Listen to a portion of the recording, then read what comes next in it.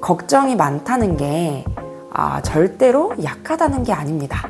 잘 살고 싶다는 거거든요. 열심히 하고 싶다는 거예요. 떨면서도 출근하고 불안한데도 포기 안 하고 좀 혼날까봐 무서운데도 끝까지 해내고 계시다라는 겁니다.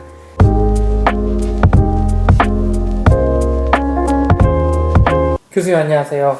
안녕하세요. 네, 구독자가 아주 폭발적으로 증가해서 25명을 달성했습니다. 아주 구독자가 너무 잘 안 늘어서 사실 걱정입니다. 걱정이 많으세요? 네. 잘 듣네요. 아니, 오늘 마침 그 걱정 얘기하러 나왔거든요. 그래서 끝까지 보시면 오늘 밤은 좀 편안하게 주무실 수 있으실 겁니다. 네, 박사님 제가 사실 걱정이 많은 사람입니다. 그래서 걱정이 많으면 일도 잘 못할 것 같은 그런 또 걱정이 들어요. 제가 보기에는 걱정이 많은 사람들이 일을 잘합니다. 그러니까 걱정을 한다는 게 결국 경우의 수를 많이 생각한다라는 거거든요. 이렇게 되면 어쩌지? 저렇게 되면 어쩌지? 하면서 머릿속에서 시뮬레이션을 계속 돌리고 있는 겁니다. 그래서 대부분 걱정이 많으신 분들을 보면요. 책임감도 강하고 꼼꼼하고 쉽게 포기를 하지 않습니다. 그러니까 걱정이 많은 사람이 한 달 만에 그만두는 경우 또는 뭐 프로젝트가 어렵다고 어려움이 닥쳤을 때 바로 그만두는 경우는 별로 없습니다. 떨면서도 버티고 좀 불안해도 출근하고 사실 그거 자체가 엄청난 거거든요. 근데 본인은 잘하고 있다는 그런 걸 잘 모르잖아요. 몰라요. 걱정이 많은 분들이 오히려 자기를 제일 못 믿어요. 나만 이렇게 힘든 건 아닐까? 나만 이렇게 불안한 거 아닐까? 근데 그거 아세요? 안 힘든 척 하는 사람이 더 많은 겁니다. 걱정되는데 아무렇지 않은 척 하는 거지 실제로 안 힘든 게 아니에요. 걱정이 많다고 자책할 필요 전혀 없습니다. 걱정이 많은 분들이 굉장히 성과도 잘 내고 계시고 책임감도 강하다고 평가를 받는데 내가 이렇게 약한 건 아닐까? 나만 왜 이렇게 불안하지? 저 사람들은 괜찮은 것 같은데 내가 왜 이렇게 좀 약하지? 이런 불안감을 좀 느끼신다라는 거죠. 박사님, 직장인들이 구체적으로 어떤 걱정을 제일 많이 할까요? 이것도 되게 재밌는데 막상 물어보면 일 자체를 걱정하는 분은 별로 없습니다. 이 업무를 못하면 어쩌지가 아니고요. 보통은 사람에 대한 걱정을 좀 많이 하십니다. 그러니까 예를 들면 팀장님한테 혼나면 어쩌지? 저 사람이 나한테 화내면 어쩌지? 관계가 나빠지면 어쩌지? 결국 다 사람이에요. 관계에서 오는 걱정이 훨씬 많습니다. 일이 아니라 사람에 대한 걱정이 더 많다는 거군요. 네. 근데 이게 왜 그러냐면 우리가 어렸을 때부터 훈련이 된 겁니다. 부모님한테 혼날까봐, 선생님한테 혼날까봐 그 패턴들이 어른이 돼서도 그대로 이어지는 겁니다. 직장에서 팀장이 그 자리에 대신 들어와 있는 거고요. 그러니까 사실은 팀장님이 무서운 게 그 팀장님 때문이 아닐 수도 있고 오히려 내 안에 어떤 오래된 패턴이 반응하는 것일 수도 있습니다. 그 구조가 이해가 되면 스스로 좀 다르게 보일 수 있겠네요. 많이 다르게 보일 수가 있어요. 그러니까 내가 약해서 무서운 게 아니었구나 하는 것만으로도 억울함이 좀 풀리거든요. 박사님, 실제로 뭐 상담하다가 혹은 코칭을 하다가 이런 케이스를 보신 적이 있으신가요? 네, 있습니다.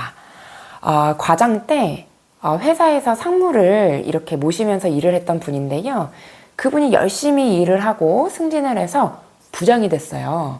그리고 그 모셨던 상무님은 이미 퇴사를 한 상태였고요. 그런데 재미있는 거는 그 퇴사한 상무한테서 연락이 오면 그 부장님이 아직도 꼼짝을 못하는 거예요. 어떻게 답장을 해야 되나? 어떻게 보고를 해야 되나?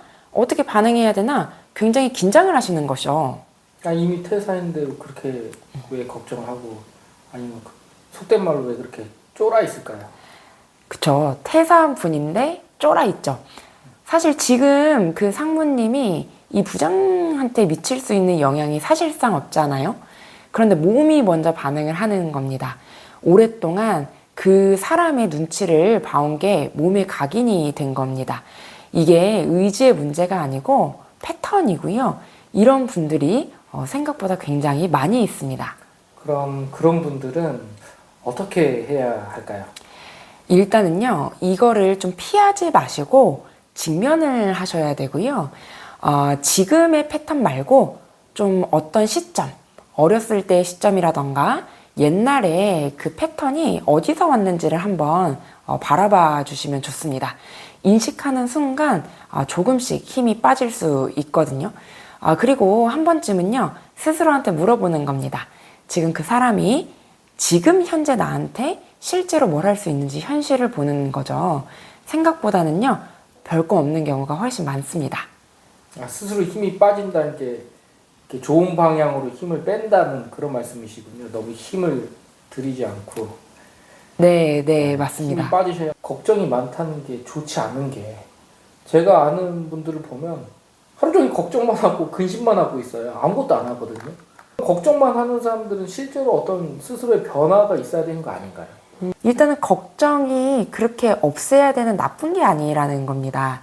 걱정은 같이 가는 거고, 걱정과 고민을 조금 구별해서 보실 필요도 있는데요.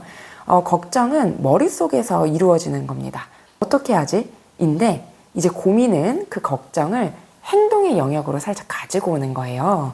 그러면 내가 무엇을 먼저 하지? 이게 딱 한 발짝 차이인데요.